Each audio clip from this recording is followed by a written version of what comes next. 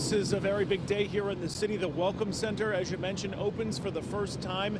And yes, it was expensive. $325,000 to build this tent here behind me, where you can see workers lining up to head inside for their first day here as they prepare to welcome these asylum seekers. However, the daily costs to run it will depend on how many people actually show up. And the city plans to bill the federal government for all the costs incurred. However, their main priority now is to make sure that everyone is treated with dignity and respect.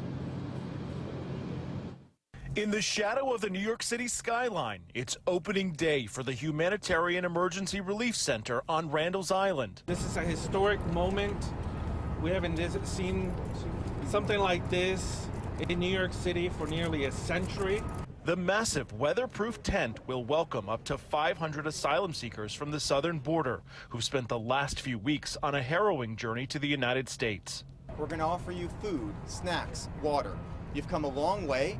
Your clothes are probably dirty. You probably haven't showered in some time. That's not the right mental state to be in to determine where you want to be for the next several years of your life. Along with hygiene facilities and hundreds of cots, the city's Office of Emergency Management attempted to make the short-term stay hospitable with televisions, couches, phones, even video games for the single men who will be here.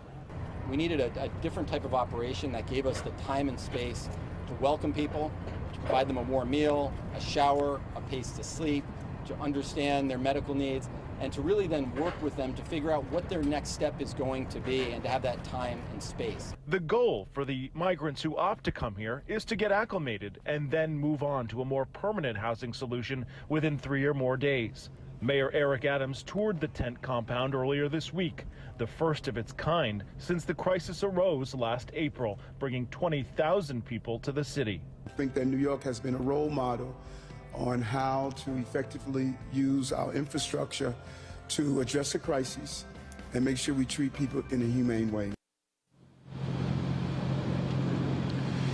And ultimately, the city looked at about 80 to 90 locations across the 5 boroughs for a location that would be as perfect as possible. And they believe this one is going to fit the needs at this point. The families, as we mentioned earlier, are going to be staying at a Midtown Manhattan hotel. This, again, is just for men. There will be a 10 o'clock curfew, and as you can see right here behind me, there is security to get past the gates.